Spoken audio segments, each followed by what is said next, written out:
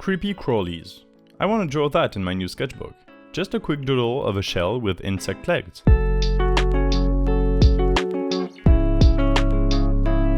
Well, hello there, I'm Detroit. If you don't know this channel yet, I make drawing videos mostly, with every Thursday video being an ink doodle and every Sunday video a digital drawing. I like to turn digital videos into tutorials and ink videos about nothing and everything, it depends. Sometimes I even write short stories about the drawing that I read to you during the video process. It's fantasy mostly. This drawing is one I could have written about. It has all the right elements to it, but I don't feel like doing it sadly. My rotring is running around the page, but my head is a bit empty. I don't really feel inspired as far as storytelling goes. Usually there is a story in my head when I draw, even if it's more abstract than representative. It's like 90% of the time.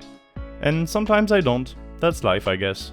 Maybe it's because I've spent the day in the sun and it made me tired.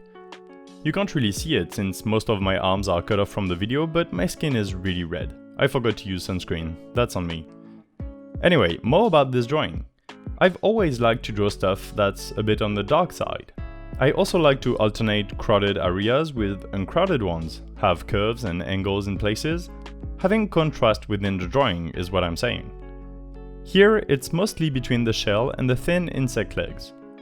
In retrospect, I think I should have added more joints to the legs, give them a bit of knees, like the ones of the elephants in Salvador Dali's paintings. I didn't.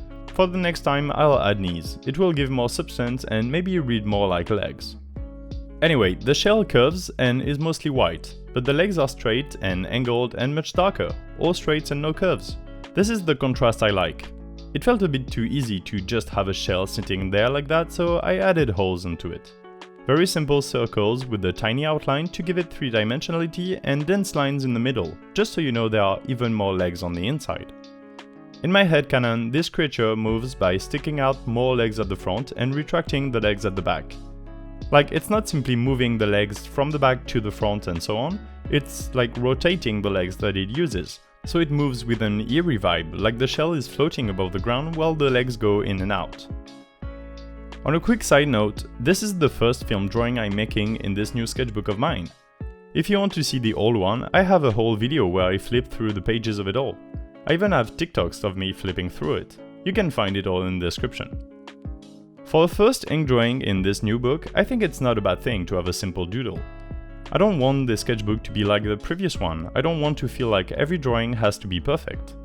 As long as I have one drawing that isn't, then the whole thing can never reach a too high standard, which is good.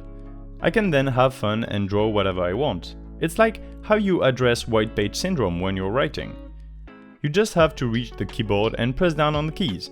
It is of utmost importance that you don't pay attention to what you're writing at first, because it's the expectations that ruin it. So first you write without thinking, and then your page already can't be perfect anymore, so you're free to make mistakes, and that is liberating. Have you ever doodled on the margin of a school notebook or something? It's often that people make great drawings there, but then want to do the same on a proper white drawing sheet, but can't. I've had a friend telling me about exactly that just the other week. He has an original character that he drew a long time ago in his school notebook, and since then every one of his attempts to draw it just didn't feel right. He never got the same feeling and expression the first one had. I diverge, but that's basically what I'm trying to evade here. A lot of people would tell you that many artists start their sketchbook by randomly moving the pen on the first page, or keep the first page as a pen test page. This way the whole thing isn't precious anymore. So yeah, that's about it for this drawing. I feel like I wanted to say something else, but it slipped my mind. Instead, how about we head on to nostalgia department for a while? I've been on an old Windows game craze recently. I'm not a gamer. Besides Assassin's Creed Black Flag and Civilization 5, I don't really do video games. I enjoy it with friends, but I don't play by myself. But I used to. I used to play Trackmania Nations Forever a lot when I was like 13 and my parents had a Windows 7 PC. I didn't have my own computer, of course. But even before that, I of course destroyed Windows XP games. At the time, I didn't know the rules or tactics, but I still played a lot of Spider Solitaire and 3D Pinball Space Cadet.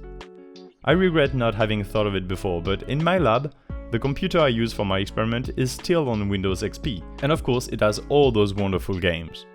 So in the past couple months, I snuck in a few games here and there between work stuff. And by a few, I mean a lot. Now, I'm confident I can destroy anyone at any of these games, or most of them. I'm a master of 3D Pinball Space Cadet. I also just recently mastered the 2-color version of Spider Solitaire. I'm still working on 4 colors, by the way. The classic Solitaire is easy enough too, Freesail is quite simple as well, and Minesweeper holds no secret for me.